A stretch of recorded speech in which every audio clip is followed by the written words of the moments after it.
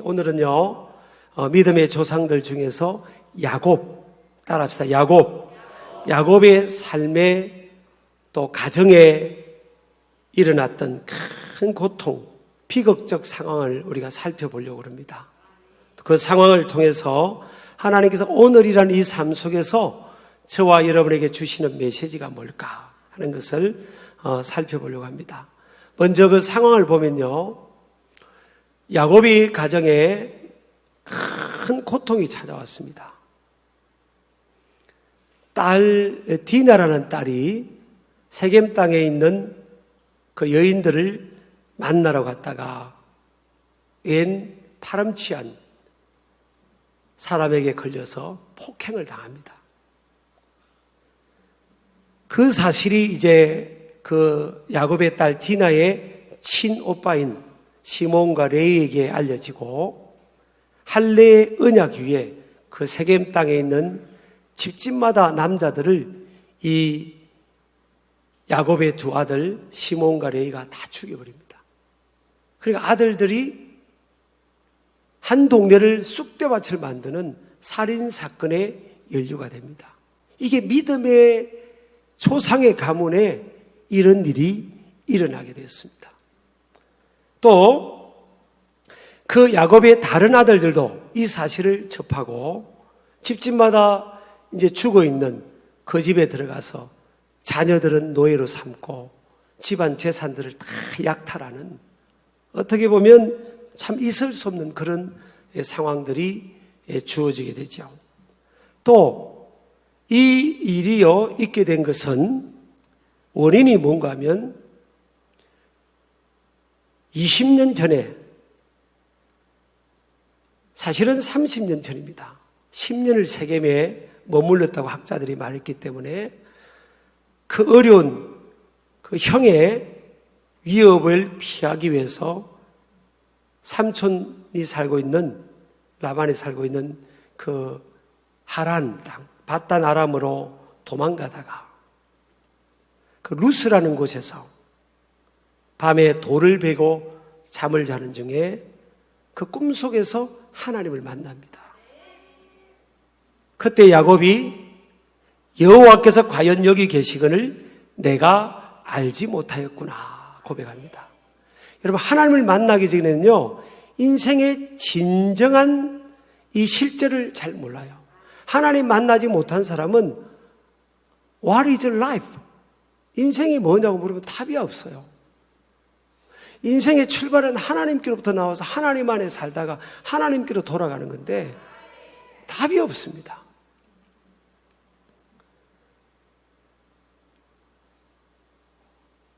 그리고 그때 야곱이 하나님을 만나면서 오해가 풀리는 거예요.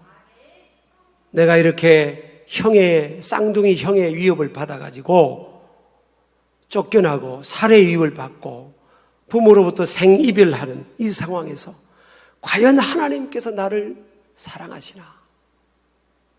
과연 하나님이 살아계시나? 하나님은 나와 함께 계시나? 이런 거에 대한 회의감이 들었을 거예요. 근데 그 루스란 땅에서 밤에 돌베개를 베고 잠을 자다가 꿈속에서 하나님 만나고 주님의 음성을 들으면서 야곱이 그 잠에서 깨어나서 하나님 만나는 위해 무슨 고백을 합니까? 여호와께서 과연 여기 계시거늘 내가 알지 못하였도다. 우리가 여러분, 하나님이 아니거든요 모르는 게 너무 많습니다. 인생은 우리가 멀리 보지도 못하고요, 깊이 보지도 못하고 넓게 보지 못하고 또 미래를 보지를 못하는 겁니다. 그래서 어떤 때는 하나님을 향해서 오해하기도 하고 상황에 대해서도 오해할 때가 많아요. 어려움을 만나면 하나님이 과연 살아계시나? 하나님은 정말 전능하신가? 하나님은 정말 나를 지금도 돌보고 계시는가? 하나님은 지금도 나와 함께 계시는가? 하나님은 우리 가정을 버린 게 아닌가? 나와 우리 가정을 위한 하나님의 계획이 있나? 이런 거에 대한 여러분 신앙적 흔들림이 있고 회의가 있는 거죠. 근데 하나님을 만나보니까 이 야곱이요, 하나님이 진짜 계시구나. 이 루스라는 곳에 이 돌을 베고 잠을 자는 이 어려운 상황 속에서 하나님은 나와 함께 계시는구나.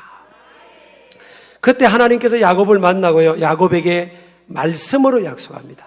하나님은 우리에게 미래에 대한 약속을 말씀으로 하시는데, 하나님이 야곱에게 뭐라고 말씀하시는가 하면, 네가 어디로 가든지 내가 너와 함께 해주겠다. 그리고 네 자손들이, 아직 야곱은 결혼하지 않을 때인데 네 자손들이 번성하고 잘되게 해주겠다.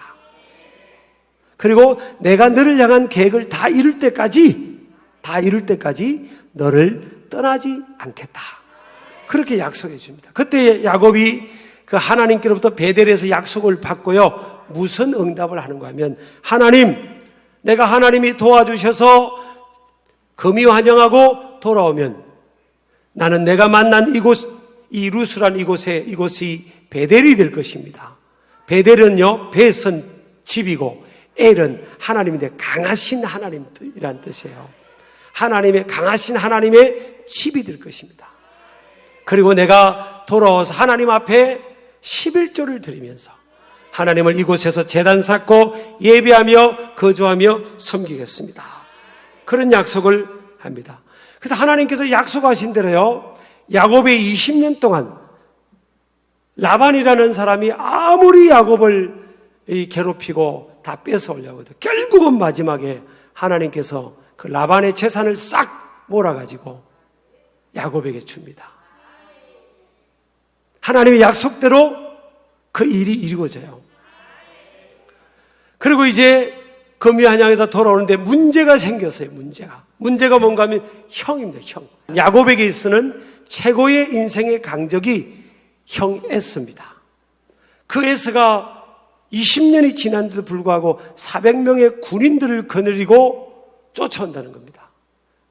그것은 동생을 죽이겠다는 거예요. 그때 이 야곱이 두려움 속에서 혼자 남아서 야복강에서 하나님 앞에 처리하며 결판합니다. 그때 하나님께서 야곱을 만나주세요. 그리고 그 이름을 이스라엘로 바꿔줍니다. 하나님을 만난 이후에 그가 하나님 앞에 깨어집니다. 하나님께서 하나님을 만나게 하시면서 그의 이 엉치뼈를 딱 깨뜨려 버립니다. 그래서 영적으로 하면 뭐예요? 하나님 만나고 야곱이 깨어진 거예요. 여러분, 하나님 만나고 우리가 깨어져야 돼요. 우리 자아도 깨어지고 혈기도 깨어지고 우리 고집도 깨어지고 우리 성품도 깨어지고 하나님 만나서 다 깨어지는, 하나님이 쓰시려면 깨어져야 되는 거예요. 부들부들하게 깨어지면요, 깨어질수록 쓰일 수 있잖아요. 밀가루라든지 뭐 팥이라든지 이런 것도 보면 다 이렇게 잘 갈아져야 다 만들 수 있는 것을 다 만들잖아요. 그리고 이제 그 다음날 보니까 하나님 앞에 만나고 깨어지니까요, 형의 마음이 바뀌어버렸습니다. 그래서 형과 극적으로 화해를 이룹니다. 그때 형 에서가 우리가 이렇게 만났으니 같이 살자. 그러면서 내가 거하는 땅 세일로 오면 너하고 같이 살고 싶다. 그러니까 이 야곱이요, 형이 무서운 겁니다.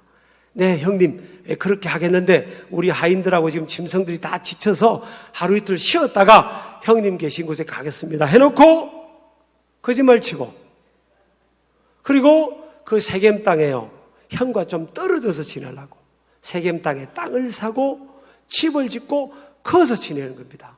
지금 야곱이 어디 가서 예배하고 살아야 되겠어요? 베델에 가서 예배하고 살아라고 하나님께서 보내신 거예요. 그래서 창세기 이 31장 13절에도 보면 나는 베델의 하나님이라고 그래 나와 있어요. 거기로 돌아가라고. 거기로 가서 그곳에서 예배하고 그로 돌아가라고 하나님께서 어디로 가라고도 말씀해 줬어요. 근데 야곱이 형이 무서워서 머리를 이제 또 굴리는 겁니다. 그래가지고 베델로 안 가고요, 형과 좀 멀리 있는 세겜 땅, 이방인들이 사는 그곳에 머물러서 땅을 사고 집을 짓고 거기서 삽니다.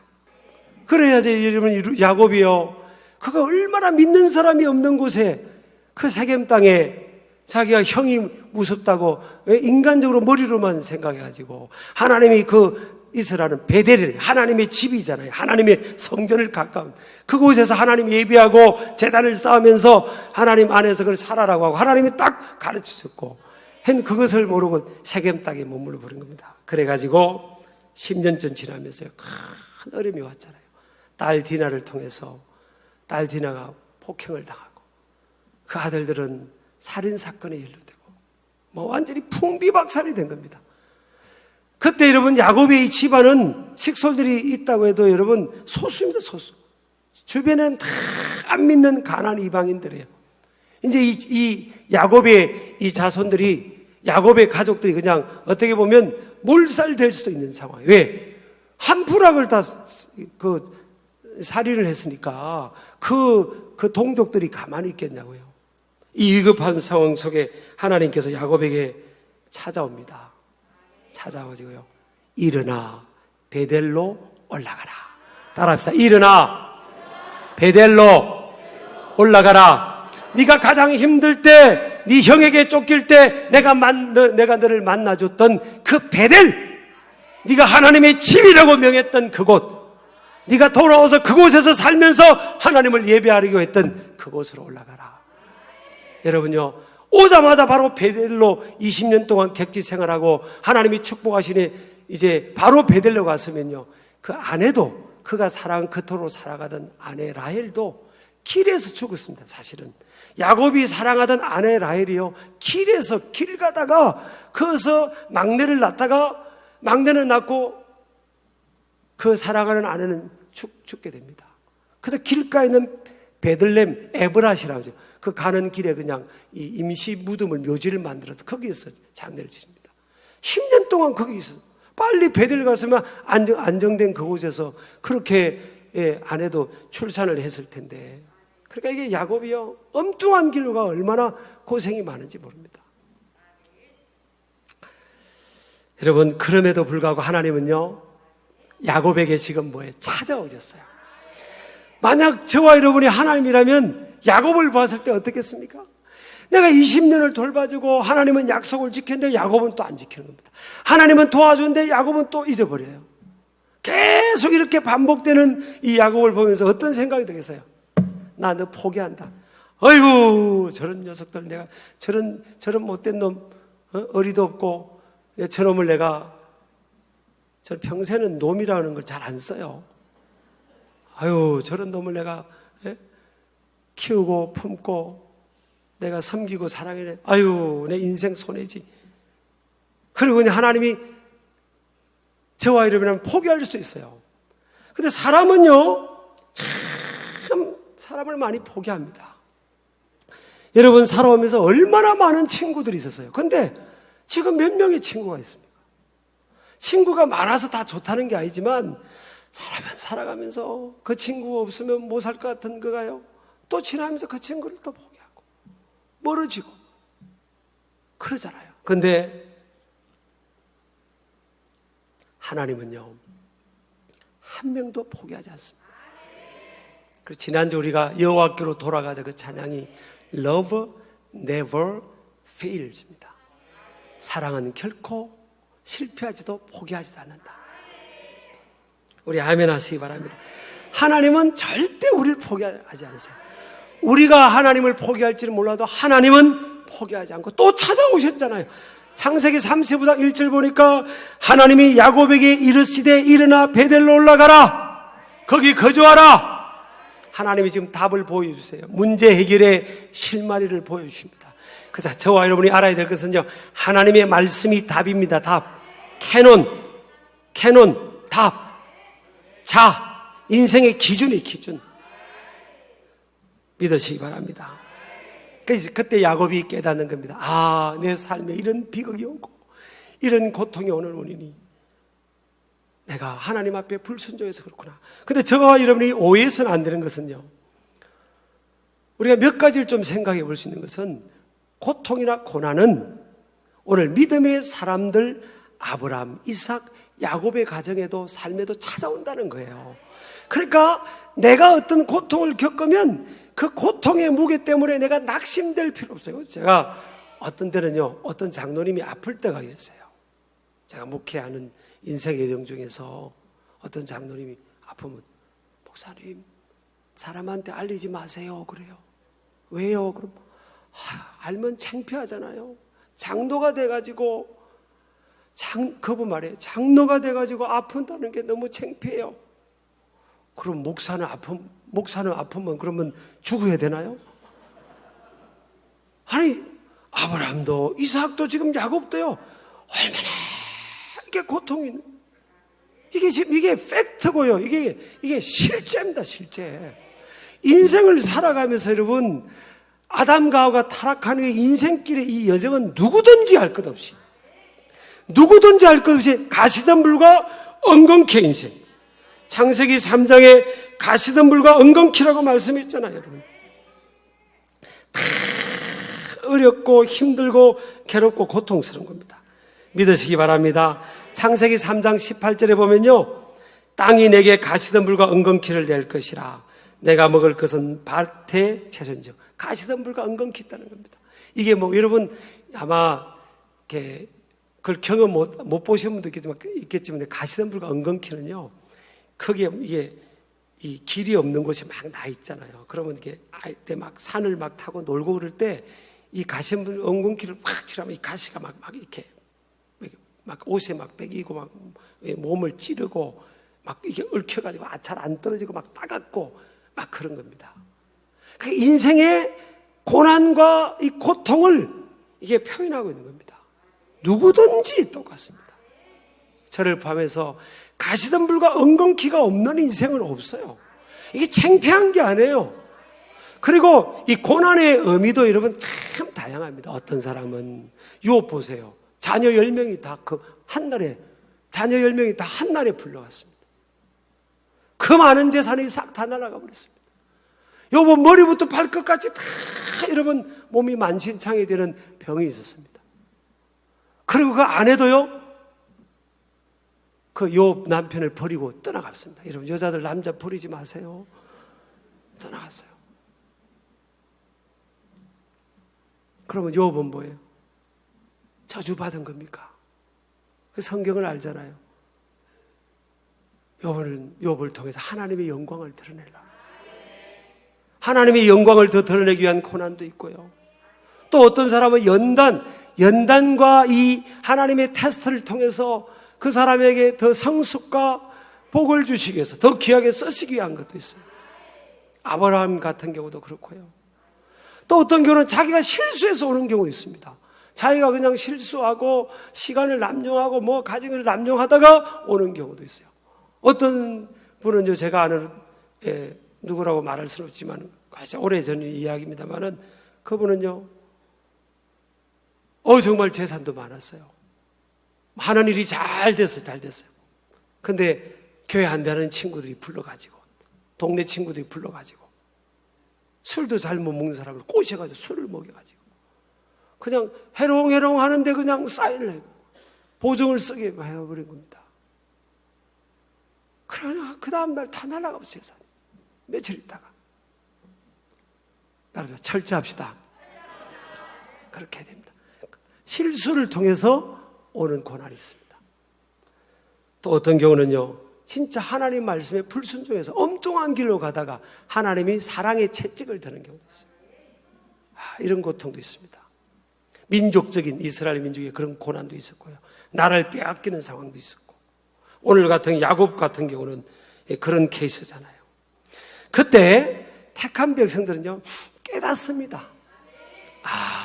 베들로 올라가지 않아서 그렇구나. 그러면서 이제 하나님의 음성을 듣습니다. 베델로 올라가라. 여러분요, 어떤 상황에서 내가 뭘 어떻게 해야 될지 모를 때는요, 딱 하나님 앞에 나아가십시오. 그래서 하나님, 나한테 저에게 말씀해 주세요. 하나님 말씀해 주세요. 인생은요, 말씀을 들으면 살고 회복되고 열리거든요. 하나님 말씀으로 천지 만물을 창조하신 것처럼 이 말씀을 들어야 돼요. 마태복음 4장 4절에 사람이 떡으로만 사는 것이 아니에요. 하나님의 입으로 나오는 모든 말씀으로 산다 그랬잖아요. 우리 아멘 하시기 바랍니다. 말씀을 들어요. 말씀을 들으면 열려요. 말씀을 들으면 인생은 삽니다. 그때 하나님께서 야곱에게 베델로 올라가라.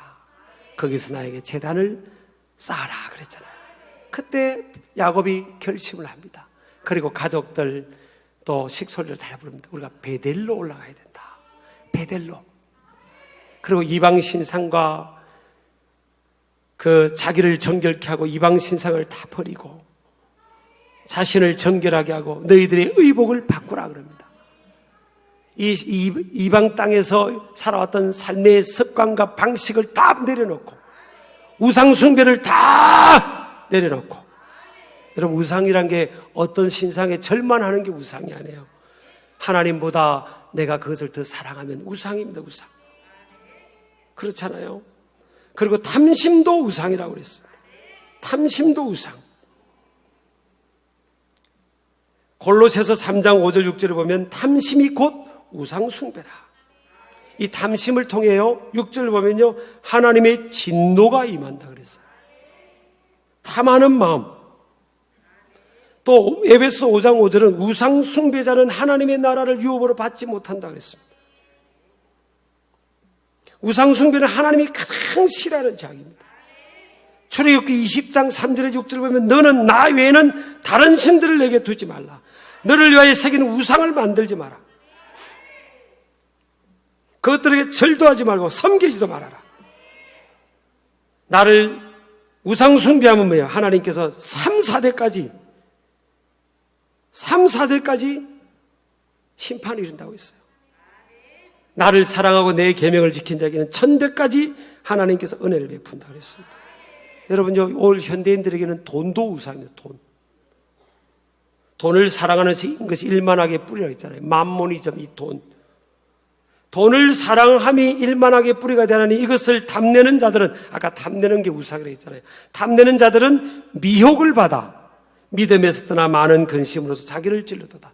돈을 따라가고 돈을 탐내는 자는요 미혹받아서 믿음에서 벌어지고 하나님을 떠나고 근심이 더 많아져요. 돈이 있을수록 근심하고 자기를 돈을 탐내는 것이 자기를 오히려 찌른다는 거예요.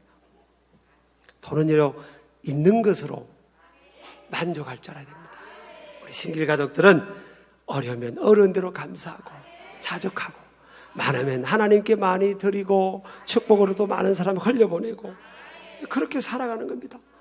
자, 베델로 올라가는데, 결단하고 올라가는데 주위에 있는 많은 가난한 사람들이, 숫자가 많은 사람들이 포위를 하고 이 야곱의 가족들을 다 몰살시켜야 되는데 오히려 5절에 뭐라고 합니까? 그들이 떠났으나 하나님이 그 사명 거울들로 크게 두려워하게 하셨습니다.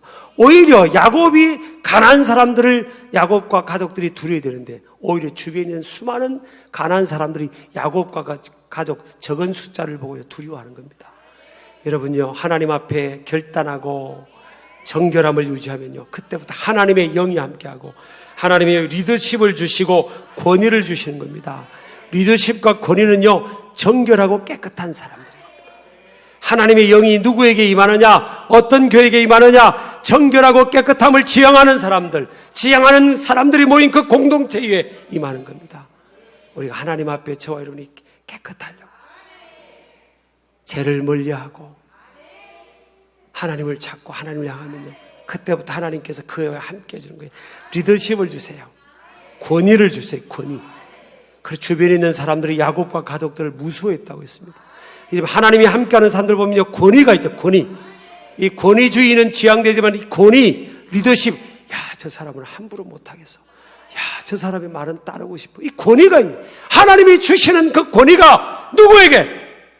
오늘날 여러분 한국교회 저를 포함해서, 여러분 우리 신길교회를 포함해서요 여러분 이 리더십, 세상을 움직이는 리더십은 우리가 교인들이 많다고 되는 게 아닙니다.